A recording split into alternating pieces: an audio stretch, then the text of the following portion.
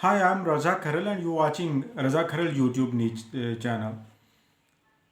Dear viewers, an eerie silence prevails throughout the country, and it is feared that this eerie silence may be followed by more tremors and more violence. For the last 2 or 3 days, we've been witnessing lots of violence on the streets of cities, especially Lahore and many other parts of country.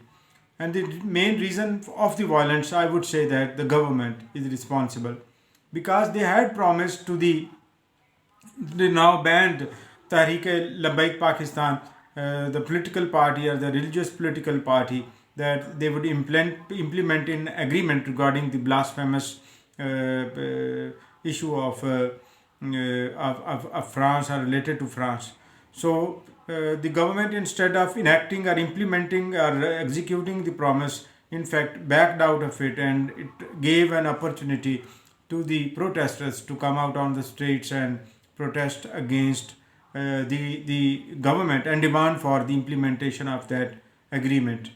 Now that many lives have been lost, as it is being heard, so if the government agrees to the demands and gives in to the demands of this political party, so it is really something that they should not have. In fact, they should have agreed at the very earliest, so that many precious lives could have been saved.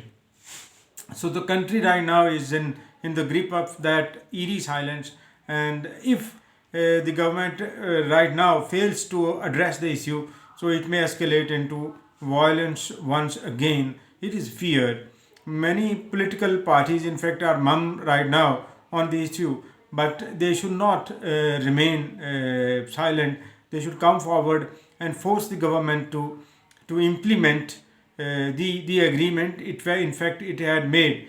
Although this agreement is not very easy to be implemented, it concerned with a very developed country, and you can't sever relations with a developed country on the demand of mere an organization or political party. So if we do not, so we'll have to face the backlash of in terms of protests. So let's see that the government comes out with some sort of solution.